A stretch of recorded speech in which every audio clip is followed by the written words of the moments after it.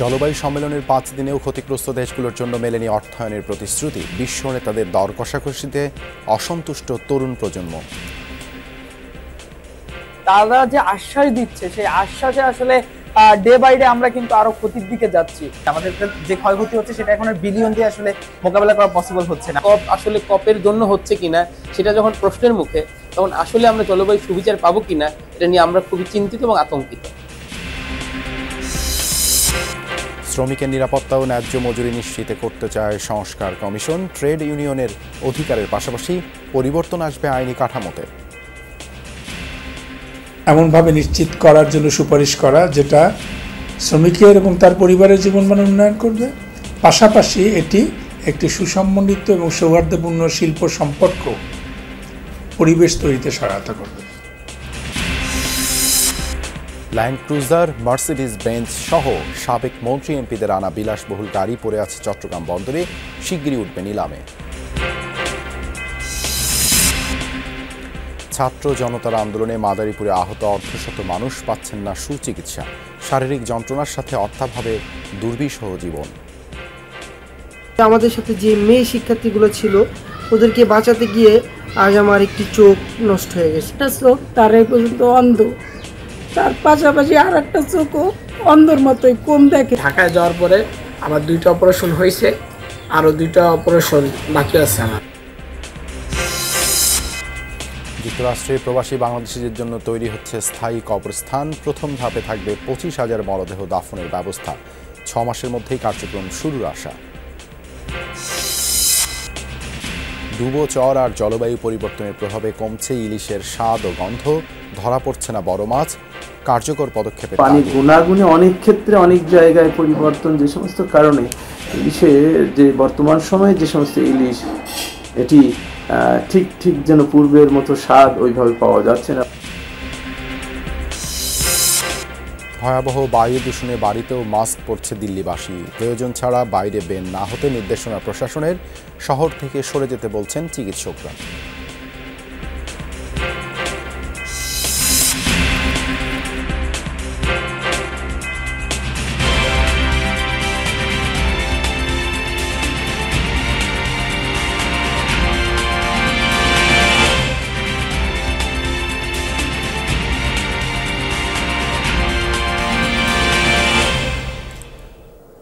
আমন্ত্রণ যমুনা নিউজে আপনাদের সঙ্গে আছে আমি দেবাশিস রঞ্জন সরকার। এতক্ষণ শিরোনাম দেখছিলেন।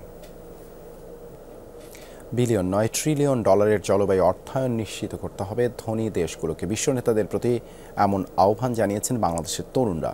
29তম জলবায়ু সম্মেলনের 5 দিন পার হলেও এখনও জলবায়ু অর্থায়নে আসেনি বড় ধরনের কোনো প্রতিশ্রুতি। উল্টো চাহিদার বিপরীতে গিয়ে আলোচনার ইঙ্গিত দিচ্ছে ধনী দেশগুলোর প্রতিনিধিরা। আজারবাইজানের বাকু থেকে বিস্তারিত জানাচ্ছেন আহমেদ রেজা। এবারের জলবায়ু সম্মেলনের প্রাধান্য ক্ষতিগ্রস্ত দেশগুলোর জন্য অর্থায়ন নিশ্চিত করা, কিন্তু আয়োজনের 5 দিন পরেও তেমন কোনো ইতিবাচক ঘোষণা আসেনি। ক্ষতিগ্রস্ত দেশের প্রতিনিধি হিসেবে বাংলাদেশের তরুণরা বিষয়টি নিয়ে উদ্বিগ্ন। তারা বলছেন, জলবায়ু অর্থায়নের ন্যায্যতা নিশ্চিতে আন্তরিক হতে হবে ধনী দেশগুলোকে। তারা যে আশ্বাস দিচ্ছে সেই আশ্বাসে আসলে ডে বাই ডে আমরা কিন্তু আরো ক্ষতির দিকে যাচ্ছি। অর্থাৎ $1,000,000 তো দিচ্ছেই না, আমরা আবার ট্রিলিয়নের দাবি করছি। সেটিও মানে যদি দেরি করে দিতে তাহলে আমাদের আসলে বেঁচে থাকাটা অনেকটা দায় হয়ে যাবে। তো যেখানে প্যারিস এগ্রিমেন্টই এখন সংকটের মুখে, কপ আসলে কপের জন্য হচ্ছে কিনা সেটা যখন প্রশ্নের মুখে, তখন আসলে আমরা জলবায়ু সুবিচার পাবো কিনা এটা নিয়ে আমরা খুবই চিন্তিত এবং আতঙ্কিত। এই কমিটমেন্ট গুলো অপারেশনালাইজ করা উচিত আমাদের, কারণ হচ্ছে যদি আমরা না করতে পারি এই ট্রিলিয়ন থেকে আরো বেশি যেতে পারবে।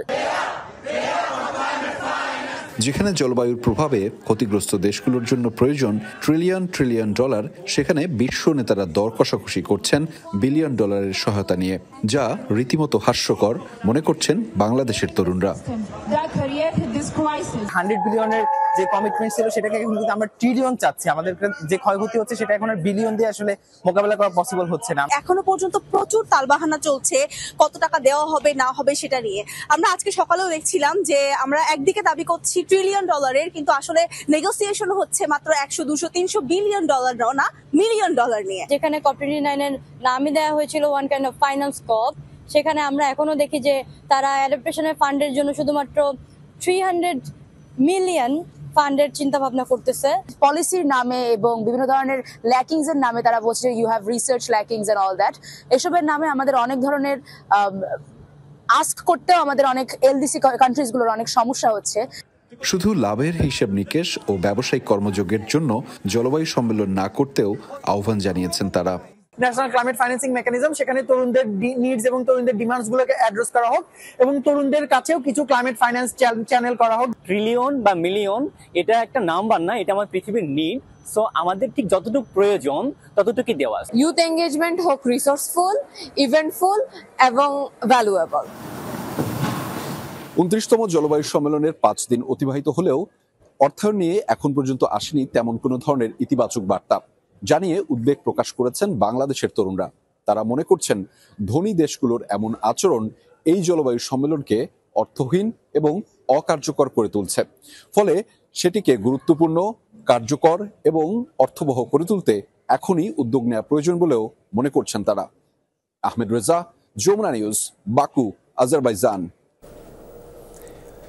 শ্রম অধিকার কিংবা কর্মস্থলে নিরাপত্তা নিশ্চিতে পিছিয়ে বাংলাদেশ। বেশিরভাগ প্রতিষ্ঠানে নিশ্চিত করা হচ্ছে না ন্যায্য মজুরি। প্রাতিষ্ঠানিক অথবা অপ্রাতিষ্ঠানিক দু খাতেই স্বস্তিতে নেই বিপুল সংখ্যক শ্রমজীবী। শ্রমমান নিশ্চিত করতে নানামুখী উদ্যোগের কথা শোনা গেলেও কাঠামোগত পরিবর্তন আর আসে না। এমন অবস্থায় শ্রম অধিকার সুরক্ষায় সংস্কার কমিশন গঠন করেছে সরকার। কমিশন প্রধান জানান, শ্রম খাতের টেকসই ব্যবস্থাপনা খুঁজে বের করাই হবে মূল কাজ। কখনো প্রখর রোদ, আবার কখনো বা বৃষ্টি, প্রতিকূলতা উপেক্ষা করেই কর্মক্ষেত্রে সরব শ্রমিক। হাড়ভাঙা খাটুনির পর মেলে মজুরি, কিন্তু তা কি যথেষ্ট?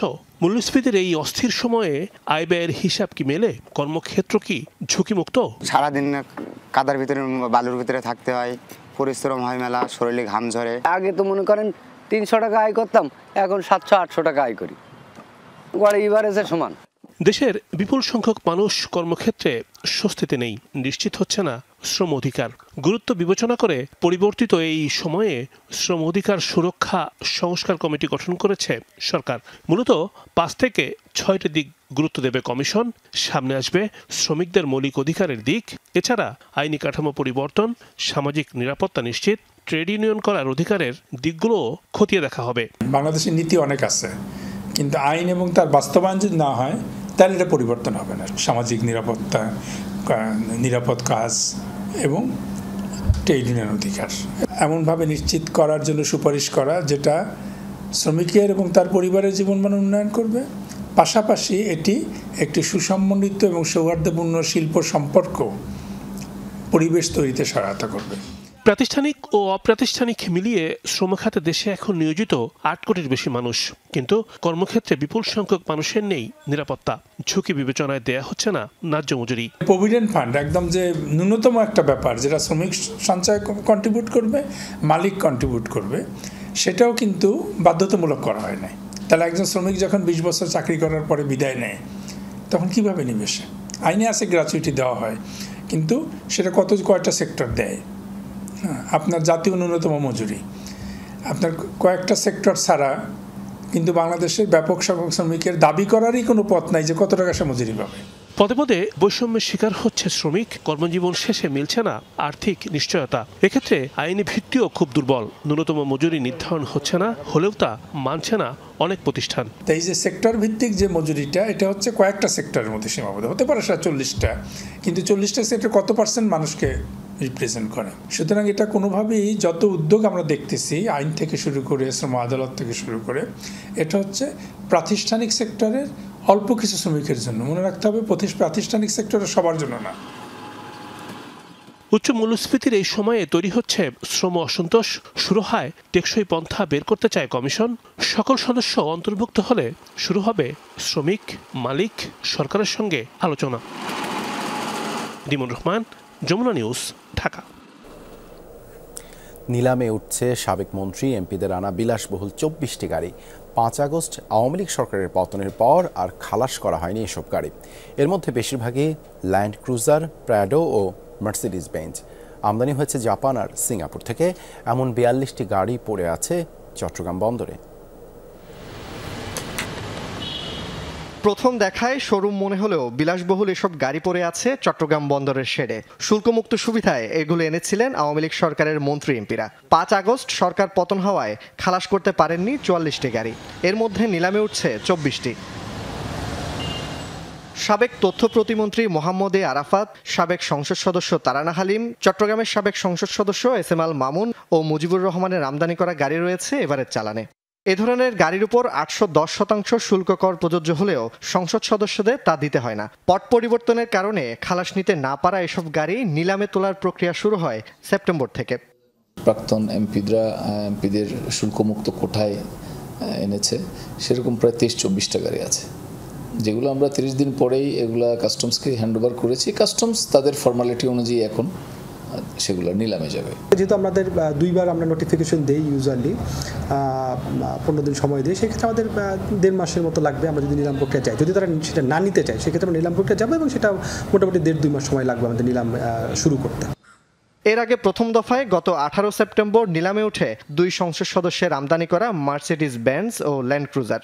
বাকিগুলো নিলাম দ্রুত শেষ করার তাগিদ স্টেক হোল্ডারদের। ফাইল নথি যায়, তারপর একটা কমিটি গঠন করছে, মূল্য নির্ধারণ কমিটি। ওরা মূল্য নির্ধারণ করে, নির্ধারণ করার পর এই প্রসিডিউরগুলো কইরা নিলামে এসে অকশন দিতে দিতে দেখা যায় অনেক সময় চলে যায়। এই দিগ্রসিত মূল কারণটা হচ্ছে এই জায়গায়। জোবায়েত ইবনে শাহাদাত, যমুনা নিউজ, চট্টগ্রাম। কারো দুচোখ ক্ষতিগ্রস্ত, তো কেউ শরীরে বয়ে বেড়াচ্ছেন বুলেটের ক্ষত। মাদারীপুরে ছাত্র জনতার আন্দোলনে যোগ দিয়ে হামলায় আহত হয়েছেন অনেকেই। অর্থাভাবে ব্যাহত হচ্ছে অর্ধশত মানুষের চিকিৎসা। যাদের ত্যাগের বিনিময়ে এসেছে এত বড় পরিবর্তন, তাদের অনেকেই এখনও বিছানায় কাতরাচ্ছেন অসহ্য যন্ত্রণায়। মাদারীপুর চর মুগরিয়া কলেজের প্রথম বর্ষের ছাত্র শুভ ব্যাপারী। লেখাপড়ার পাশাপাশি পরিবারকে সাহায্য করতে বাবার চায়ের দোকানেও বসতেন শুভ। গণ অভ্যুত্থানের ডাকে সাড়া দিয়ে 18 জুলাই বৈষম্য বিরোধী আন্দোলনে যোগ দেয় এ তরুণ। সেদিন সারা শরীরের পাশাপাশি গুলি লাগে শুভর দু চোখেও। তারা উল্টা আমাদেরকে গুলি করে ফায়ার করে ওখান থেকে আমাদের ধাওয়ানোর চিন্তা ভাবনা করে। তখন আমরা পালাইতে পারবো কিভাবে ওইটা মাথায় ছিল না। তবে আমাদের সাথে যে মেয়ে শিক্ষার্থীগুলো ছিল, ওদেরকে বাঁচাতে গিয়ে আজ আমার একটি চোখ নষ্ট হয়ে গেছে। একটা চোখ তার এই পর্যন্ত অন্ধ, তার পাশাপাশি আর একটা চোখও অন্ধর মতোই কম দেখে। আমি 2 লক্ষ টাকা দিয়ে আমার ছেলের ট্রিটমেন্ট করে আনছি, এখনও আমার ছেলে সুস্থ হয় নাই। আমি সরকারের সহযোগিতা চাই। একই দিন বিকেলে পুলিশ সুপারের কার্যালয়ের সামনে গুলিবিদ্ধ হন আরেক কলেজ ছাত্র সাফায়েত ইসলাম। আন্দোলনে যোগ দেওয়ার মূল্য এখনও শরীর জুড়ে। ছাত্ররা মিলে এই সাইডে আন্দোলন শুরু করি, তারপরে যে প্রশাসনের লোকরা এসে আমাদের বাধা দেয়। আমরা আন্দোলন থামাইতে বলছিল, তাই আমরা আন্দোলন থামাই নাই, তারপর আমাদের উপরে গুলি মারছে। রিকশা চালক বাবা ও গৃহিণী মায়ের সাথে গোলাবাড়ির একটি ভাড়া বাসায় বাস স্কুল শিক্ষার্থী মানসুরার। আন্দোলন চলাকালীন প্রাইভেট পড়তে বাসা থেকে বের হলে গোলাগুলির মধ্যে পড়ে দুটি চোখই ক্ষতিগ্রস্ত হয় তার। পুলিশ আমার দেখেই গুলি শুরু করছে। আমি ঢুকে গেছি, এক সাইড আমার ভিতরে গেছে যা, আর এক সাইড বাইরে আসলো। তো একটা ছেলে আমার টান দিয়ে ঢুকাইছে, আর এই সাইডে সম্পূর্ণ শরীরেই আমার গুলি লাগছে। এমন আরও অনেকের আত্মত্যাগের মাধ্যমে দেশের এত বড় পট পরিবর্তন সম্ভব হয়েছে। এখনও যার ক্ষত বয়ে বেড়াচ্ছেন জেলার অর্ধশত মানুষ। তবে অর্থাভাবে ব্যাহত হচ্ছে অনেকেরই চিকিৎসা সেবা। মানুষকে গুলি লাগে, তারপরে বাসায় চলে যায়। তারপরে ঢাকায় যাওয়ার পরে আমার 2টা অপারেশন হয়েছে, আরও 2টা অপারেশন বাকি আছে আমার। তাদের যেন সুনির্দিষ্টভাবে চিকিৎসা করা হয় এবং তাদের শরীরে যেন গুলিগুলো বা আর যারা বিভিন্নভাবে আহত আছেন, ইনজুরিড অবস্থা আছেন, চিকিৎসা যেন প্রদান করা হয়। আহতদের যে কোনো সহায়তায় পাশে থাকার আশ্বাস পুলিশের। ছাত্র জনতার যে গণ অভ্যুত্থান, সেই সংক্রান্তে আহত কেউ যদি কোনো ধরনের আইনি সহায়তা প্রয়োজন বোধ করেন, আমাদের কাছে আসলে আমরা তাদের আইনি সহায়তা প্রদান করব। আন্দোলন দমাতে মাদারীপুরে সবচেয়ে বড় সহিংসতা হয় 18 ও 19 জুলাই। ঘটনার তদন্তে জেলা পুলিশের পক্ষ থেকে আলাদা 5টি কমিটি গঠন করা হয়েছে। হুমায়ুন রশিদ, যমুনা নিউজ। চারুকলার বকুলতলায় শুরু হয়েছে নবান্ন উৎসব। সেখানে আছেন সহকর্মী সুমাইয়া ঐশী। সরাসরি যাচ্ছি তার কাছে। ঐশী, কেমন দেখছেন নবান্ন উৎসবের আয়োজন? শুভ নবান্ন দেবাশিস। নবান্ন উৎসবের আয়োজন আজকে সকালের আলো ফুটতে ফুটতে শুরু হয়ে গিয়েছে এবং এখনও চলছে। বাঁশির সুরে শুরু হয়েছিল নবান্ন উৎসবের মূল আয়োজন। এরপর একটি গান পরিবেশন হয়েছে ছোটদের, এবার আরও একটি গান পরিবেশনের প্রস্তুতি চলছে এই মুহূর্তে। আপনি দেখতে পাচ্ছেন সকাল থেকেই কিন্তু বিভিন্ন শ্রেণী, বিভিন্ন বয়সের বহু মানুষ উপস্থিত হয়েছে চারুকলার এই বকুলতলায়। তারা নবান্ন উৎসবকে আরও কাছ থেকে দেখতে চায়। বাংলাদেশের প্রাচীনতম উৎসব এই নবান্ন উৎসব। জাতীয় নবান্ন উৎসব উদযাপন পর্ষদ তার আয়োজনে আসলে নবান্ন উৎসব 1431 পালিত হচ্ছে আজকে। আর গ্রাম বাংলায় তো যেহেতু শীতের শুরু, এই সময়টাতে আসলে নতুন ফসল ঘরে তোলার দিন এবং এই নতুন ফসল ঘরে তোলার যে সময় হেমন্তকাল, এই সময়টাতে নবান্ন উৎসব পালিত হয়। তবে আজকাল সেই প্রাচীনতম যেই সংস্কৃতিটি রয়েছে নবান্ন উৎসবকে ঘিরে, সেটির কিন্তু বেশ কিছুটা ফ্যাকাশে হতে শুরু হয়েছে। এবং যেমনটি আগে আমরা জানতাম যে নবান্ন উৎসব একটা অন্যতম প্রাচীনতম উৎসব বাংলাদেশের, এই সময়টাতে গ্রাম বাংলায় বিভিন্ন আয়োজন হতো। গ্রাম বাংলার মানুষরা এই সময় আতপ চালের গোড়া দিয়ে বাড়িতে বাড়িতে আলপনা আঁকতো এবং মুসলিমরা হিন্দুরা সবাই মিলে আসলে উদযাপন করত। সেই ঐতিহ্যটি কিন্তু কোথাও হারিয়ে যেতে বসেছে। তবে সংস্কৃতিকে রক্ষার উদ্যোগ সবারই নেওয়া উচিত, সেই জন্য আমাদের সকলের একত্রে কাজ করা উচিত বলে আমি মনে করি। ধন্যবাদ ঐশী যুক্ত হবার জন্য। বিদেশের মাটিতে মৃত্যু হলে চরম বিড়ম্বনায় পড়তে হয় প্রবাসীদের। মরদেহ দেশে আনা না গেলে দাফনের জন্য উচ্চ মূল্যে কিনতে হয় কবরের জমি।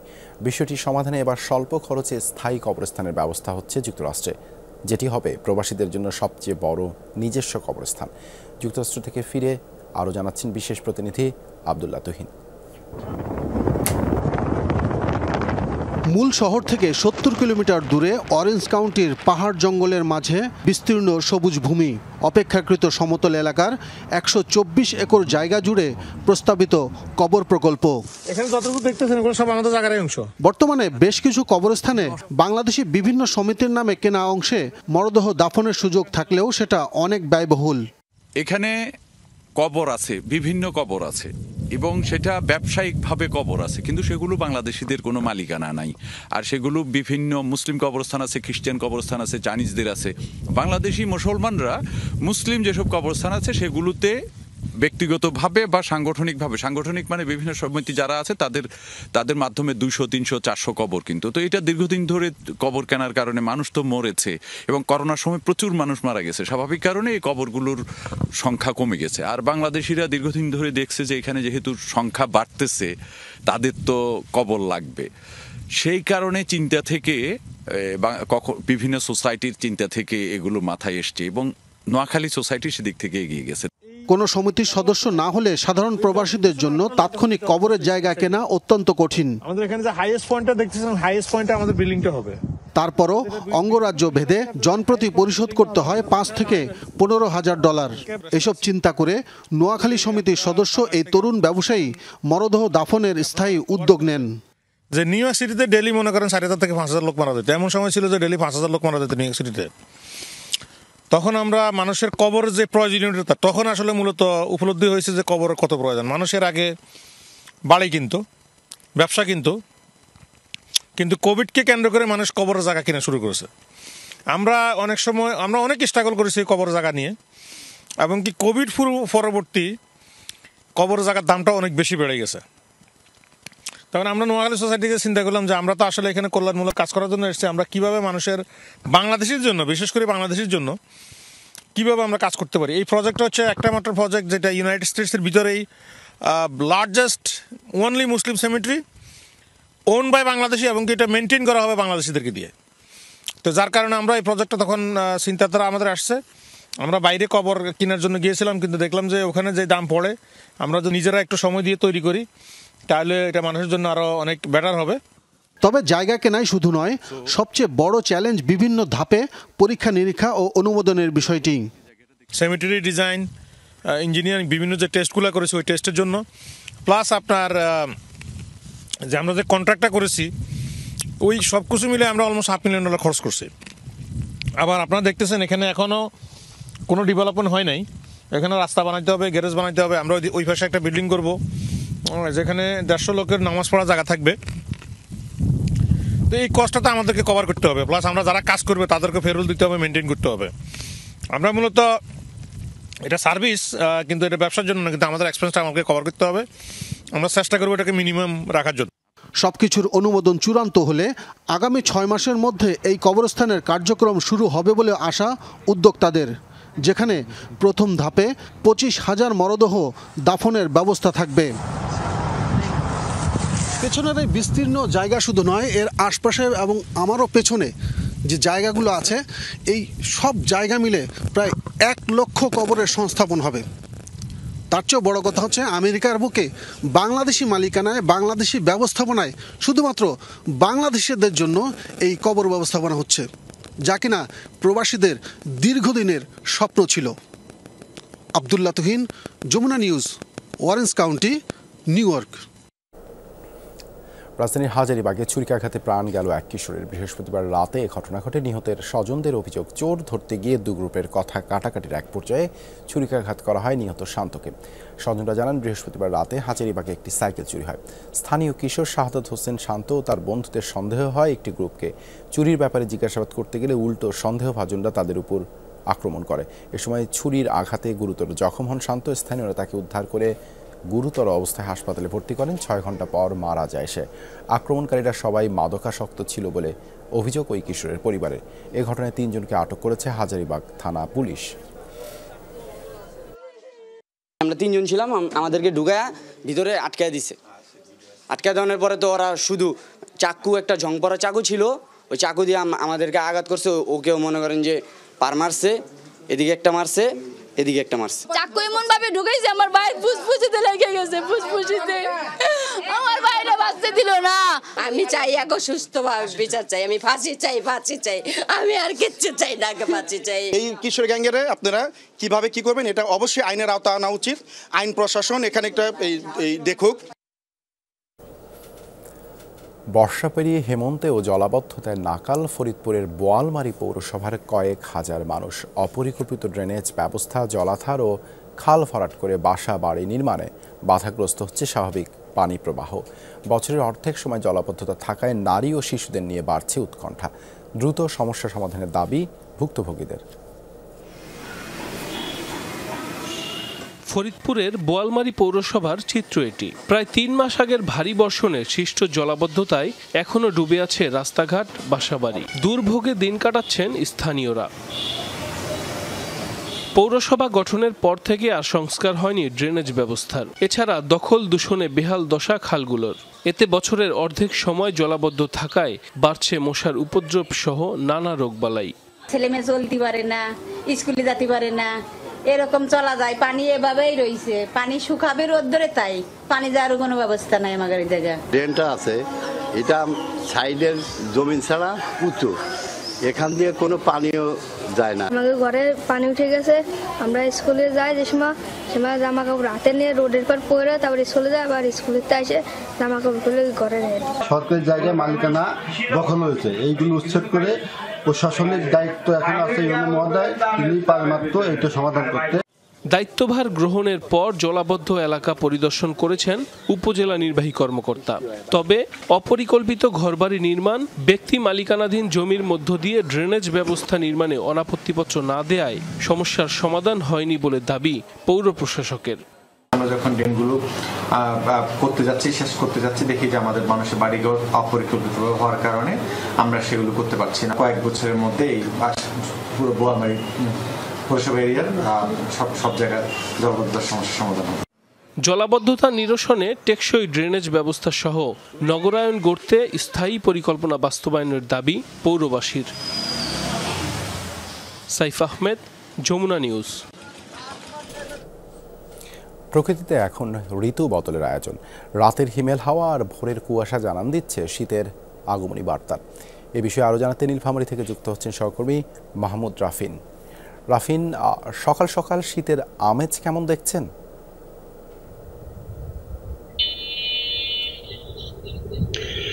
দেবাশিস, মৌসুম শুরুর অনেকটা আগেই শীত আগাম অতিথি হয়ে প্রকৃতিতে চলে এসেছে। সন্ধ্যার পরের হিমেল হাওয়া এবং কুয়াশা জড়িয়ে যে সকাল, সেটি আসলে বলে দেয় প্রকৃতিতে আসলে শীত চলে এসেছে। হিমালয়ের খুব কাছাকাছি এলাকা হয় পঞ্চগড়, নীলফামারী, দিনাজপুর, ঠাকুরগাঁও ও রংপুর বিভাগে শীত কিন্তু অনেকটাই আগে ভাগে চলে আসে। এখানকার যে আবহাওয়া সেটি গত 15 দিন থেকে আমরা যেমনটি দেখছি যে সকালে কিন্তু কুয়াশা থাকছে এবং সন্ধ্যার পর থেকে হিম বাতাস বইছে। এর দিনে যদিও মিষ্টি রোদ থাকে, কিন্তু এই রোদের তেমন কোনো উত্তাপ থাকছে না। আমরা যেটি দেখেছি যে এখানকার এই শীতকে প্রকৃতির সাথে উদযাপন করার জন্য এখানকার পেশাজীবীরা নানা ধরনের প্রস্তুতি নিচ্ছেন। কৃষকরা তাদের নতুন ধান ঘরে তুলছেন, শীতকালীন শাকসবজি পরিচর্যা এবং চাষাবাদে ব্যস্ত। অনেকটা আগাম শাকসবজিগুলো কিন্তু ইতিমধ্যে বাজারে উঠেছে। নীলফামারীর সৈয়দপুরে একটি বাণিজ্যিক শহর, সেখানে কিন্তু ঝুট কাপড়ে তৈরি বিভিন্ন শীতের পোশাক এটা কিন্তু পাইকারি বিক্রি শুরু হয়ে গিয়েছে। দেশের চাহিদা মিটিয়ে সৈয়দপুরের তৈরি শীতের পোশাক কিন্তু ইতিমধ্যে ভারত, নেপাল এবং ভুটানে রপ্তানি শুরু করেছে। সেখানে ব্যবসায়ীরা জানিয়েছেন যে এবারে শীতে তারা অন্ততপক্ষে 10 কোটি টাকারও বেশি শীতের কাপড় কিন্তু তারা রপ্তানি করবেন। একইভাবে শীতকালীন সময় যেটা সবচেয়ে বেশি সমস্যা হয়ে যায় সেটি হচ্ছে বৃদ্ধ এবং শিশু রোগীদের সংখ্যা বাড়ে। অসহায় এবং ছিন্নমূল মানুষরা কিন্তু অনেক কষ্টে দিননিপাত করেন। এই সমস্যাগুলোকে মোকাবেলা করার জন্য জেলা প্রশাসন, জেলা স্বাস্থ্য বিভাগ কিন্তু ইতিমধ্যেই তাদের ব্যবস্থা এবং প্রস্তুতি গ্রহণ করছে। দেবাশিস, ধন্যবাদ রাফিন যুক্ত হবার জন্য। মুন্সিগঞ্জের প্রবেশদ্বার হিসেবে পরিচিত মুক্তারপুর সেতুতে 1 মাস ধরে জ্বলছে না কোনো সড়ক বাতি। ফলে রাত নামলেই দুর্ঘটনার কবলে পড়াসহ নানা বিপত্তিতে পড়ছে যানবাহনগুলো। অন্ধকারের সুযোগে বেড়েছে মাদক সেবীদের আনাগোনা। ছিনতাই সহ নানা শঙ্কা নিয়ে সেতু পাড়ি দিতে হচ্ছে পথচারীদের। কর্তৃপক্ষের দাবি, সড়ক বাতির যন্ত্রাংশ চুরি হয়ে গেছে, মেরামত করা হবে দ্রুতই। ধলেশ্বরী নদীর উপর মুক্তারপুর সেতু নদীবেষ্টিত জেলা মুন্সিগঞ্জে প্রবেশের অন্যতম প্রধান পথ। দিনে রাতে চলাচল হাজার হাজার যানবাহনের। রাত হলে পাল্টে যায় এই সেতু ও আশেপাশের পরিবেশ। প্রায় 1 মাস ধরে অকেজো সবগুলো সড়কবাতি। এতে সন্ধ্যার পর অন্ধকারে বিপত্তিতে পড়তে হচ্ছে যানবাহন চালক আর পথচারীদের। অন্ধকারে সুযোগে বেড়েছে ছিনতাইকারী ও মাদকসেবীদের দৌরাত্ম্য। লাইট না থাকার কারণে অনেক ড্রাগ এডিক্টেড যারা থাকে সাধারণত তারা এসে হয়তো এইদিকে ড্রাগ নেওয়ার একটা সুযোগ পেয়ে যাবে। এটাও আমাদের সাধারণ মানুষের চলাচলের ব্যাঘাত ঘটবে এবং আমরা খুবই ইনসিকিউর ফিল করবো। এটা স্বাভাবিক। যে যতগুলো গাড়ি প্রতিদিন যাচ্ছে আসতেছে, আমরা সবগুলো গাড়ি ঠিকমতো নিয়মিত টোল দিয়ে যাচ্ছি। আমাদের টোল তো কোনো মৌকুফ হয়নি, তাহলে এই লাইটগুলো কেন জ্বলবে না? আমাদের টোল প্লাজার লাইটগুলো তো ঠিকই জ্বলতেছে। এখানে যদি লাইট না থাকে তো অনেক সময় চুরি ছিনতে হয়, আমাদের অনেক সময় অনেক সমস্যা হচ্ছে। এটা হলে আরো লাইট থাকলে আরো আমাদের আরো সেভ হয়। লাইটগুলোর কারণে দেখা গেছে অনেক টাইমে মানুষ পারাপার হইতে গেলেও মানে দেখা যায় না, দুর্ঘটনা ঘটতে পারে। এদিকে সেতু বিভাগের দাবি, চুরি হয়েছে বৈদ্যুতিক যন্ত্রাংশ। অভিযোগ করা হয়েছে থানায়। কবে নাগাদ পরিস্থিতি স্বাভাবিক হবে জানে না কেউ। কে বা কারা বিদ্যুৎ লাইনকে কর্তন করে এবং আমাদের সাব স্টেশন থেকে কিছু গুরুত্বপূর্ণ যন্ত্রাংশ চুরি করে নিয়ে যায়। প্রয়োজনীয় যন্ত্রাংশ ক্রয় করে মেরামতের উদ্যোগ নিয়েছে। আশা করি এই চুরির বিষয়ে ইতিমধ্যে সংশ্লিষ্ট থানায় একটি অভিযোগ দায়ের করা হয়েছে। সত্যতা যাচাইয়ের পর আইনানুগ ব্যবস্থা নেওয়ার আশ্বাস পুলিশের। ঘটনাস্থল পরিদর্শন করেছি এবং আমরা বিষয়টা যাচাই করতেছি যে আসলে এই ঘটনাটি আসলে কতটুকু সত্য। যদি চুরি হয়ে থাকে সেক্ষেত্রে কারা করছে তদন্ত করতেছি। আমরা তদন্ত সাপেক্ষে আমরা অবশ্যই আইনগত ব্যবস্থা নেব। 1.5 কিলোমিটার দৈর্ঘ্যের সেতুতে 52টি বাতি রয়েছে। সেতু কর্তৃপক্ষের হিসাবে বিভিন্ন গন্তব্যে প্রায় 15,000 যানবাহন প্রতিদিন পাড়ি দেয় মুক্তারপুর সেতু। নিকশ কালো আধারে ভয় আর শঙ্কা নিয়ে এখন পাড়ি দিতে হচ্ছে মুন্সিগঞ্জের প্রধান এই সেতু। দ্রুত সংস্কারের মাধ্যমে সেতুর বাতিগুলো জ্বলে উঠবে আবার, এমনটাই প্রত্যাশা এখন সবার। আরাফাত রায়হান, সাকিব, যমুনা নিউজ, মুন্সিগঞ্জ। সড়ক ও জনপদ বিভাগের কর্মকর্তাদের গাফিলতিতে ভোগান্তিতে পড়েছে কুড়িগ্রামবাসী। জেলার 2টি সড়কে থাকা মাইল ফলকের সবগুলোতেই দেয়া হয়েছে কিলোমিটারের ভুল হিসাব। এতে করে প্রতিনিয়তই বিভ্রান্তিতে পড়ছেন যাত্রী ও চালকরা। দ্রুত ভুল সংশোধন করে সঠিক হিসাব মাইল ফলকে সংযুক্ত করার দাবি জেলাবাসীর। সড়কে নেই কোনো যানজট, কোথাও খানাখন্দেরও বালাই নেই। তবুও স্বাচ্ছন্দ্যে চলাচলের বদলে বিভ্রান্তিতে পড়তে হয় যাতায়াতকারীদের। কুড়িগ্রাম শাপলা চত্বর থেকে সোনাহাট স্থলবন্দর এবং রাজারহাট উপজেলা থেকে সদর পর্যন্ত সড়কের পাশে থাকা প্রতিটি মাইল ফলকেই কিলোমিটার হিসেবে ভুল রয়েছে। এতে বিড়ম্বনার শিকার হচ্ছেন যাত্রী চালক। প্রায় 23 কিলোমিটার রাস্তা, 23 কিলোর মাঝে দেখা যায় যে অনেকগুলোই লেখা এখানে হিসেবগুলো আর কি মিল হচ্ছে না, আর কি মিল পাওয়া যাচ্ছে না। কুড়িগ্রাম থেকে সোনাহাট স্থলবন্দর প্রায় 50 কিলো, কিন্তু আমাদের মাইল ফলক অর্থাৎ কিলোমিটার যেগুলো, এগুলোর মধ্যে দেখা যায় যে মিলে না। রাস্তা বড় হওয়ার পর দেখি যে রংপুর এখান থেকে 58 কিলো, আবার এখান থেকে কুড়িগ্রাম 13 কিলো। রাস্তা বড় হলো না, ছোট হলো না, ভাওতে এরকম। অসঙ্গতি স্পষ্ট হয় জেলার মধ্য কুমোরপুর বাজার থেকে। চতুর্দিকের কোনো পথেরই সঠিক হিসেব নেই মাইল ফলকে। সংশ্লিষ্টদের বিরুদ্ধে দায়িত্বে অবহেলা এবং সরকারের অর্থ অপচয়ের অভিযোগ স্থানীয়দের। একটাতে এপিট ওপিট করতো, তাহলে আমাদের অর্থেরও অপচয় রোধ হইতো, সময়ও কম লাগতো। এটা সড়ক বিভাগের একটা অবহেলার কারণ। এখানে সরকার কোটি কোটি টাকা ব্যয় করে, দেখা গেছে যেটা আগে হবে ওটা পরে দিচ্ছে, এরকম উল্টাপাল্টা করছে, ঠিক নাই আর কি। ওই মাইল মিটার হিসাব করলে তো আমরা রোড চলতে পারবো না। এই বিষয়ে জানতে চাইলে সড়ক ও জনপথ কর্মকর্তা বলেন, গুগল ম্যাপ থেকে দূরত্বের হিসেব নেওয়ার কারণেই কিছু গরমিল হয়েছে। কিলোমিটার পোস্টে যে ডিস্টেন্সে আপনি একটু তারতম্য দেখতেছেন, এটা মূলত গুগল থেকে নেওয়া। গুগলে এই শো করে হচ্ছে আমার তেমনি থেকে যে রাস্তাটা রাজারহাট হয়ে তিস্তাকে লাগছে, এটা গুগলে শো করে। আর মেইন যে রাস্তাটা আছে, যেটা বড়বাড়ি হয়ে চলে গেছে তিস্তা হয়ে রংপুরে, এই দুই রাস্তার মধ্যে একটা 6 কিলোমিটার ডেভিয়েশন আছে। অবিলম্বে মাইল ফলকের ভুলগুলো সংশোধনের দাবি জেলাবাসীর।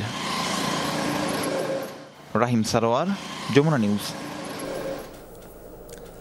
আগুনে পুড়ল চট্টগ্রামের পাহাড়তলের একটি দোকান।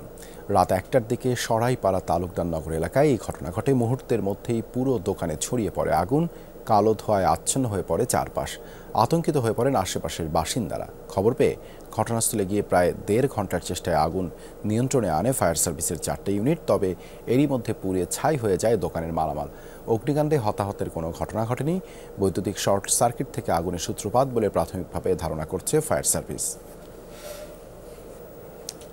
কমে যাচ্ছে ইলিশের স্বাদ আর গন্ধ, ধরা পড়ছে না বড় মাছও। এজন্য জলবায়ুর পরিবর্তন, ডুবোচরে ইলিশের গতিপথ বদল সহ নানা কারণকে দায়ী করছেন গবেষকরা। ভবিষ্যতে বড় ধরনের চ্যালেঞ্জের শঙ্কা করে দ্রুত সংকট সমাধানের তাগিদ দিয়েছেন তারা। উচ্চ শব্দে একের পর এক ছুটছে ইঞ্জিন চালিত ট্রলার। নদী সাগরে দাপিয়ে বেড়াচ্ছেন জেলেরা। ইলিশ শিকারে তারা ব্যবহার করছেন নানা ধরনের জাল। ধরা পড়ছে অপরিপক্ক মাছ। এর পাশাপাশি ডুবোচর সহ নাব্য সংকট। এতে গতিপথ বদলাচ্ছে ইলিশ, সরে যাচ্ছে অভয়াশ্রম থেকে। সাথে জলবায়ুর বিরূপ প্রভাব। গবেষকদের মতে এতে বড় ইলিশ ধরা পড়ছে কম। আগের মতো পাওয়া যাচ্ছে না স্বাদ আর গন্ধ। পছন্দের খাবারও তারা ঠিকমতো পায় না। সেই সমস্ত কারণে গ্লোবাল ক্লাইমেটিক চেঞ্জের কারণেও, স্যালিনিটির পরিবর্তন, পানির গুণাগুণে অনেক ক্ষেত্রে অনেক জায়গায় পরিবর্তন, যে সমস্ত কারণে ইলিশে যে বর্তমান সময়ে যে সমস্ত ইলিশ, এটি ঠিক যেন পূর্বের মতো স্বাদ ওইভাবে পাওয়া যাচ্ছে না। এসব সংকট সমাধানে দ্রুত ব্যবস্থা নেওয়ার তাগিদ দিচ্ছেন গবেষকরা। অন্যথায় ভবিষ্যতে বড় ধরনের চ্যালেঞ্জের শঙ্কা রয়েছে। যে কোনো মূল্যে এই সমস্ত ইলিশকে সঠিকভাবে সঠিক নিয়মে বড় হওয়ার সুযোগ করে দিতে হবে এবং তাদের পরিবেশ কোনোভাবে যাতে বাধাগ্রস্ত না হয়, হ্যাবিটেট অর্থাৎ বাস্তুতন্ত্র, এটি ঠিক রাখার প্রয়োজন আছে। এটি বর্তমান সময়ের অন্যতম একটি চ্যালেঞ্জ। জাটকা রক্ষা ও প্রজনন নির্বিঘ্নে বছরে 2 দফা মিলিয়ে 87 দিন মাছ শিকারে থাকে নিষেধাজ্ঞা। এরপরও মিলছে না কাঙ্ক্ষিত ইলিশ। খুবই কম, 100-150-200 টাকা বাগে ভাই, এই টাকা দিয়ে সংসার খরচ হয় না। কোনো রকম আমরা নদীতে যাই, কি করবো, ফ্যাট যখন আল্লাহ দিছে আমাদের খাইতে হবে। অভিযান অভয়াশ্রম যাই দিতেছে, মাছ পর্যায়ক্রমে কমতি আছে। সামনেই পূর্ণিমা, সে সময়টায় চিত্র বদলানোর আশা করছেন কোনো গবেষক। পূর্ণিমা কোয়ার্টারটা থাকবে, এর পরবর্তীতে মাছ ধরা চলমান থাকবে। আবার যেহেতু প্রজনন পরবর্তী সময়তে আমাদের ডিসেম্বর, জানুয়ারি, ফেব্রুয়ারি 3টাতে আবার আরেকটু ইলিশের আহরণ মাত্রা বৃদ্ধির একটা পিক আছে। সব গবেষকদের একটাই কথা, সংকট সমাধানে নিতে হবে কার্যকর পদক্ষেপ। ওবায়দুর রহমান, যমুনা নিউজ। অযত্ন অবহেলায় ভগ্নদশা জাপানের রাষ্ট্রীয় অর্থায়নে নির্মিত বহির্বিশ্বের প্রথম শহীদ মিনারের উদ্বোধনের 1.5 দশক পেরিয়ে গেলেও নেই দেখভাল করার মতো কোনো কর্তৃপক্ষ। রাজনৈতিক প্রতিহিংসার কারণে নাম ফলকহীন ভাষা আন্দোলনের একমাত্র স্মৃতিস্তম্ভটি। প্রতিনিয়তই হচ্ছে শহীদ মিনারের অবমাননা। 2005 সালে রাষ্ট্রীয় অর্থায়নে টোকিওর নিশিগুচি পার্কে নির্মিত হয় বহির্বিশ্বের প্রথম শহীদ মিনার, যার উদ্বোধন করেন তৎকালীন প্রধানমন্ত্রী খালেদা জিয়া। কিন্তু সময়ের পরিক্রমায় সেই নামটি যেন কাল হয়ে দাঁড়ায় ভাষা আন্দোলনের একমাত্র স্মৃতিস্তম্ভটির জন্য। 2018 সালে সংস্কার কাজের জন্য 2 বছরের জন্য বন্ধ রাখা হয় পার্কটি। প্রকল্প বাস্তবায়নে অস্থায়ীভাবে সরানো হয় শহীদ মিনারটি, ভেঙে ফেলা হয় স্মৃতিস্তম্ভটির নাম ফলকও, যাতে ছিল ভাষা আন্দোলনের সংক্ষিপ্ত ইতিহাস ও ভিত্তিপ্রস্তর স্থাপনকারী খালেদা জিয়ার নাম। সংস্কার শেষে 2021 সালে মিনারটি প্রতিস্থাপন হয় ঠিকই, কিন্তু বিপত্তি বাধে নাম ফলক লাগাতে গেলে। ফলকে সাবেক প্রধানমন্ত্রী খালেদা জিয়ার নাম থাকায় আওয়ামী লীগ সরকারের আমলে তা পুনঃস্থাপনে শুরু হয় নানা টালবাহানা। অনাগ্রহ এবং অসহযোগিতার অভিযোগ ওঠে বাংলাদেশ দূতাবাসের বিরুদ্ধে। ফলাফল অযত্ন অবহেলায় দীর্ঘদিন ধরে নাম ফলকহীন বিদেশের মাটিতে সরকারি অর্থায়নে নির্মিত প্রথম শহীদ মিনারটি। নাম ফলকের বিষয়েও আমরা অবগত আছি। টোকিওর তোশিমা সিটি কর্তৃপক্ষের সাথে আমাদের যোগাযোগ রয়েছে। এ বিষয়ে আমরা যথাযথ ব্যবস্থা নিতে পারব বলে আশা করছি। শহীদ মিনারটির বেহাল আর জরাজীর্ণ দশার জন্য প্রতিহিংসার রাজনীতিকেই দুষছেন সংশ্লিষ্টরা। বলছেন ভিত্তিপ্রস্তর না থাকায় প্রতিনিয়তই ঘটছে শহীদ মিনার অবমাননার মতো ঘটনা। বৃথা যাচ্ছে 52 আন্দোলনে প্রাণ দেয়া শহীদদের রক্ত। বেগম খালেদা যে মাঠে এসে এটির ভিত্তিপ্রস্তর স্থাপন করেন, যে কারণে ওনার নাম এই ফলকে উল্লেখ ছিল, এবং সেই কারণেই সম্ভবত এটি দীর্ঘদিন আমরা এটির অনুরোধ জানালেও শেষ পর্যন্ত এই ফলকটি আসেনি, এবং আপনারা দেখতে পাচ্ছেন এখনো ফলকটি নেই। সরকারের চাটুরিতা করে এবং খালেদা জিয়ার নাম মুছে ফেলার জন্য অত্যন্ত গোপনীয়তার সাথে দূতাবাসকে ব্যবহার করে ফলকটি ভেঙে ফেলার পরামর্শ দেন এবং রাষ্ট্রদূতের একক সিদ্ধান্তে ফলক ভাঙার পরিকল্পনা বাস্তবায়িত হয়। দ্রুত নাম ফলকটি প্রতিস্থাপন করে শহীদদের রক্তের মর্যাদা রক্ষার দাবি সংশ্লিষ্টদের। আমি অবিলম্বে দাবি করি এখানে যেন পূর্ণ মর্যাদা নিয়ে এখানে তার পরিচিতি লিপিবদ্ধ থাকে এবং প্রত্যেকটা ইতিহাস আগের মতো যেন এখানে থাকে, এটাই আমার দাবি। এটার জন্য আমরা প্রয়োজনে আরও যদি কিছু করতে হয় আমরা করব, তারপর এটা আমরা চাচ্ছি। এখন আমাদের এখানে এটা খুবই দরকার এবং পরবর্তীতে যে সরকারি আসুক, যিনি আসেন, এটারে যাতে নষ্ট না করেন বা না ভাঙেন, এটাই আমাদের দাবি। পর্যটন কেন্দ্র হিসাবে প্রবাসীদের কাছে বিশেষভাবে সমাদৃত পার্কটি। অনিক রহমান, যমুনা নিউজ। ভারতের রাজধানী দিল্লিতে ভয়াবহ আকার ধারণ করেছে বায়ু দূষণ। কর্তৃপক্ষ বলছে বাতাসে বিষাক্ত উপাদানের পরিমাণ বেড়েছে কয়েক গুণ। এ অবস্থায় গুরুতর প্রয়োজন ছাড়া কাউকে বাড়ির বাইরে বের না হওয়ার নির্দেশনা প্রশাসনের। পরিস্থিতির উন্নতি না হওয়া পর্যন্ত শহর ছেড়ে নিরাপদে অবস্থান করার পরামর্শ দিচ্ছেন চিকিৎসকরা। হঠাৎ করে তাকালে মনে হয় অগ্রহায়ণের আগমনী বার্তায় শহরে ছেয়েছে কুয়াশার চাদর। আসলে এই দৃশ্য ভারতের রাজধানী দিল্লিতে ভেসে বেড়ানো বিষাক্ত ধোঁয়াশার। সম্প্রতি আশঙ্কাজনক হারে বেড়েছে দিল্লির বায়ু দূষণ। ধোঁয়ায় ঢেকে গেছে নগরী। বাধ্য হয়ে ঘরের ভেতরেও মাস্ক পরে চলাফেরা করছে মানুষ। খুব গুরুতর প্রয়োজন ছাড়া বাইরে বের না হওয়ার ঘোষণা দিয়েছে প্রশাসন। জ্বালানি দূষণ কমাতে পরামর্শ দিয়েছে গণপরিবহন ব্যবহারের। আমি মুম্বাই ছেড়ে দিল্লিতে আমার বাবা মার সাথে থাকতে এসেছিলাম। 2 দিন যেতে না যেতেই অসুস্থ হয়ে পড়েছি। ডাক্তার আমাকে যত দ্রুত সম্ভব দিল্লি ছাড়ার পরামর্শ দিয়েছে, না হলে আরো বড় কোনো রোগ হওয়ার আশঙ্কা রয়েছে। শুধুমাত্র এই দূষণের জন্য যে শহরে আমি বড় হয়েছি তা আমাকে ছেড়ে দিতে হবে। এটি আমার জন্য খুবই হৃদয় বিদারক। সুইজারল্যান্ড ভিত্তিক এক সংস্থার জরিপে বিশ্বের সবচেয়ে দূষিত নগরী হিসেবে চিহ্নিত করা হয়েছে দিল্লি।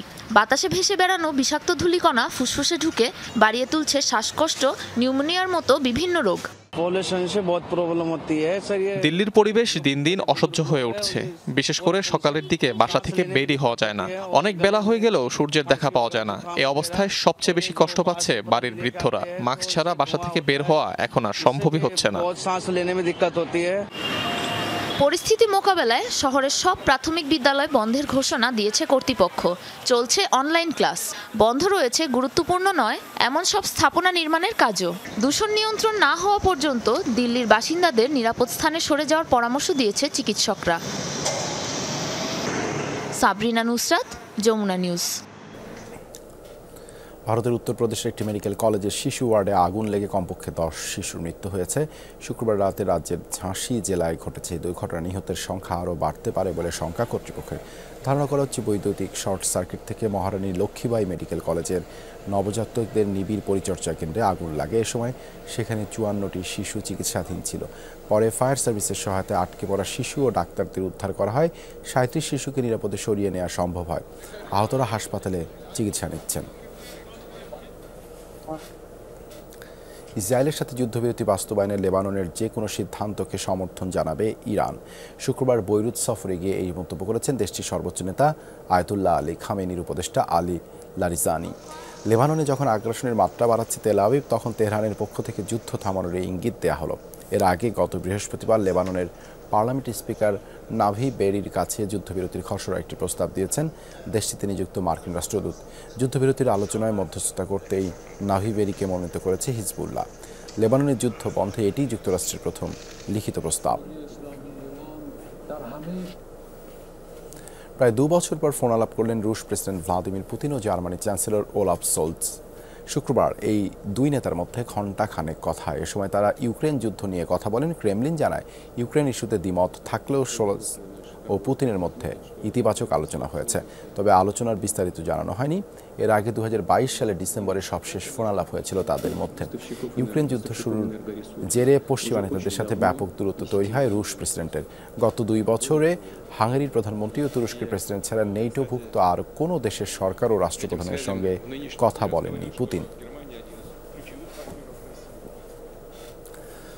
কোনো প্রকার বিমানে না চড়েই মিশর থেকে জাপানে পৌঁছেছেন আলোচিত অভিযাত্রী ওমর নক। ফেরি, ট্রেনের মতো যান ব্যবহার করেই সৌদি আরব, ইরান সহ পাড়ি দিয়েছেন প্রায় 1 ডজন দেশ।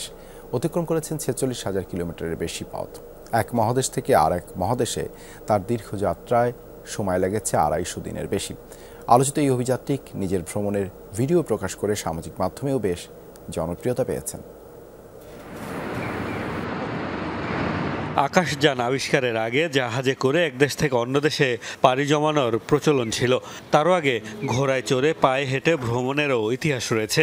তবে আধুনিক এই যুগে প্রযুক্তির কল্যাণে সেসব এখন কেবলই অতীত। পুরনো সেই অতীত যেন ফিরিয়ে আনলেন মিশরের অভিযাত্রী ওমর নক। কোনো প্রকার আকাশযানে না চড়েই মিশর থেকে পৌঁছেছেন জাপানে। 275 দিন আগে বাড়ি ছাড়া ওমর জাপান পৌঁছান গত মাসে। দীর্ঘ এই যাত্রাপথে পাড়ি দিয়েছেন সৌদি আরব, সংযুক্ত আরব আমিরাত, Iran, Afghanistan, Tajikistan, Uzbekistan, Kazakhstan, Kyrgyzstan, চীন ও দক্ষিণ কোরিয়া। এই যাত্রার শুরুর দিনটাই সবচেয়ে কঠিন ছিল। প্রথমে পা ফেলার সময় আমার গন্তব্য ছিল অনিশ্চয়তার পথে। যেসব দেশে আমাকে যেতে হয় সেগুলো সম্পর্কে আমার কোনো ধারণাই ছিল না। ইরান, আফগানিস্তানের মতো দেশ যেগুলোতে খুব বেশি পর্যটক যায় না, সেগুলোতেও যেতে হয়েছে। ওমরকে অতিক্রম করতে হয়েছে 46,239 কিলোমিটার পথ, যা পৃথিবীর পরিধির চাইতেও বেশি। কখনো ফেরি, আবার কখনো ট্রেনে চড়েছেন। উট ঘোড়ায় তো চড়েছেনই, কখনো কখনো পায়ে হেঁটেও পাড়ি দিয়েছেন দীর্ঘ এই পথ। প্রতিদিন ওমরের গড়ে $20 খরচ হয়েছে। এর মধ্যে আফগানিস্তানে 2 সপ্তাহ থাকলেও ব্যয় করেছেন মাত্র $88। সামাজিক মাধ্যমে ভিডিও কন্টেন্ট বানিয়ে নিয়মিতই দীর্ঘ এই ভ্রমণের নানা অভিজ্ঞতা শেয়ার করেছেন তিনি। কখনো ক্যাম্পে থেকেছি, আবার কখনো পায়ে হেঁটেছি। এই ভ্রমণের ক্ষেত্রে আমার বাজেট মাথায় রাখতে হয়েছে। ফুটপাতের খাবার খেয়েছি, হোটেলে এক রুমে 25-26 জনের সাথে থেকেছি। গড়ে প্রতিদিন $20 বাজেট ছিল আমার। ওমরের বিমান ছাড়া ভ্রমণের এই অভিযান অবশ্য শেষ হচ্ছে জাপানেই। টোকিও থেকে বিমানে চড়েই ফিরবেন বাড়ি। 250 দিনে যে পথ পাড়ি দিয়েছেন তা বিমানে অতিক্রম করতে তার লাগবে মাত্র 12 ঘন্টা। মোস্তফা মাহমুদ, যমুনা নিউজ। এই ছিল যমুনা নিউজে এতক্ষণ সাথে থাকার জন্য ধন্যবাদ সবাইকে।